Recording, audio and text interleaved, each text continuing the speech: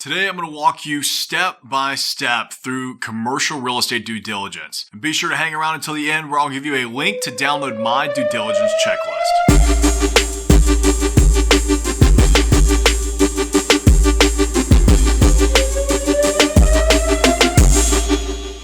As seasoned commercial real estate investors like to say, you make your money when you buy it. So if that's true, then conducting your due diligence before you buy the site is crucial to your success as an investor. But what if you've never gone through the process before? Well, let's dive on in.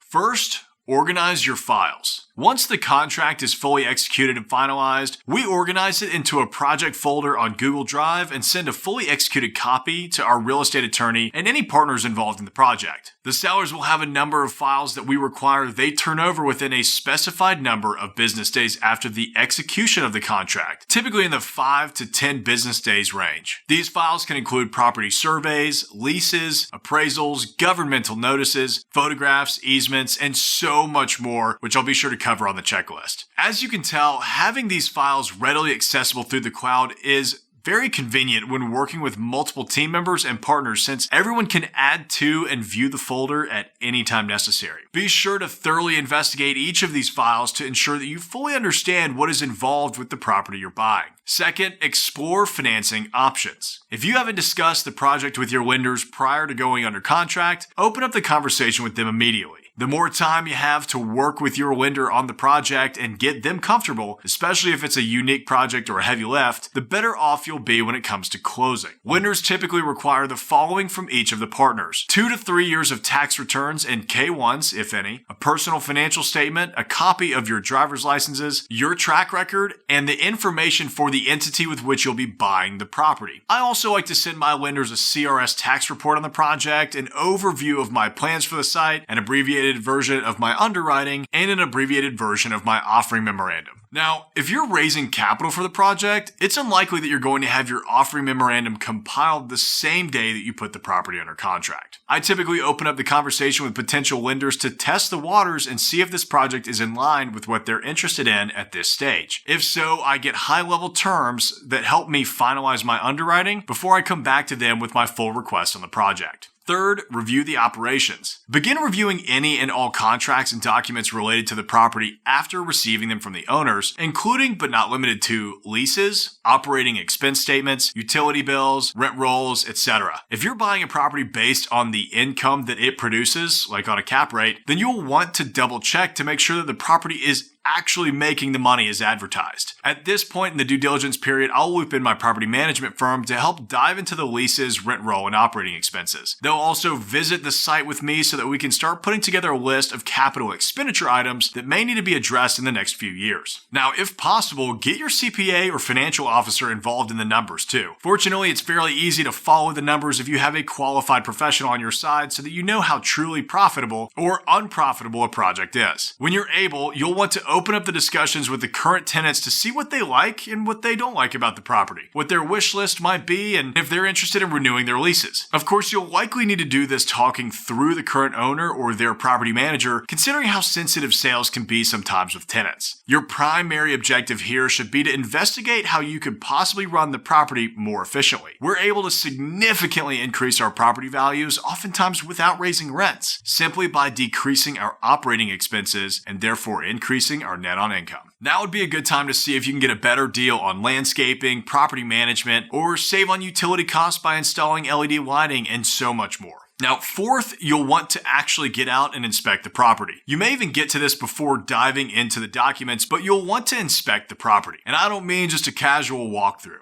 I mean the kind of inspection where you spend half the day on site if the project is big enough. You need to be thorough in your inspection and get eyes on every possible nook and cranny to make sure you know what potential issues there may be on site. You'll also want your team with you, which could include property management, general contractor, leasing brokers, architect, property inspector, and anyone else you may deem necessary. Now that I've worked on a number of projects from the brokerage, management, and ownership sides, I have a pretty good understanding of exactly what I need to look for when I'm on a site visit. However, I will still engage a property inspector if I find anything suspicious so that I have backup to my claims should I need to renegotiate with the seller. When you're on site, try to ask the business owners and employees or any customers what they like and don't like about the property. You'll be surprised at what they'll share with you you, and it'll certainly help with not only your understanding of the property, but also your tenant relations if you actually fix the issues they point out. Fifth, bring in the site consultants. Unless you have a number of degrees on the wall, it won't be possible for you to conduct all of your due diligence on your own. So that's where your site consultants come in. I'll typically engage this team once I've gotten through my initial inspections to make sure that I'm as smart with my money as possible. After all, if you can't get past an issue in the rent roll, there's just no point in hiring a team to core drill the site, right? First,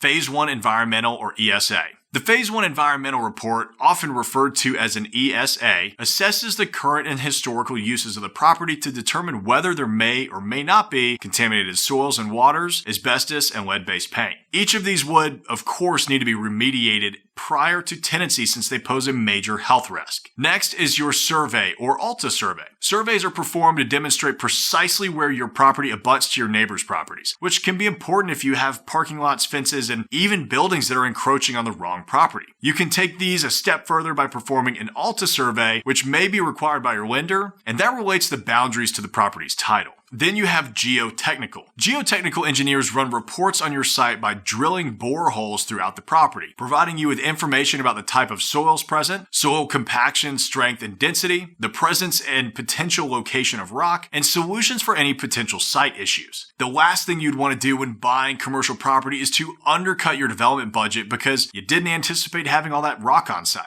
Then you have your traffic engineers. Traffic engineers conduct studies about the flow of traffic to and from the property and in surrounding neighborhoods to determine the potential impact of your project. The study will reveal any potential bottlenecks and infrastructural issues that may arise and can determine whether or not you need to add traffic lights, four-way stops, speed bumps, and more. Up next, you'll want to engage your architect and engineer. At this point in the due diligence timeline, you're ready to start putting together your official plans for the property. If you're just looking to renovate the site, you'll only need to get your architect to work with you on the renovation plans and selections. However, if you're developing from the ground up, you'll want to engage both your architect and civil engineer who will be working together to make sure that you're maximizing your site potential in every way possible. Your architect will help you reimagine the aesthetic appeal of the building through redesign, updating selections, and more. They'll also help put together your floor plans and any renderings, which could really come in handy if you're looking to market and potentially pre-lease or pre-sell some units. Your civil engineer will dive into all of the utilities, stormwater retention and drainage, and anything else that has to do with the horizontal site work. Essentially, your engineer prepares the dirt and your architect prepares the building.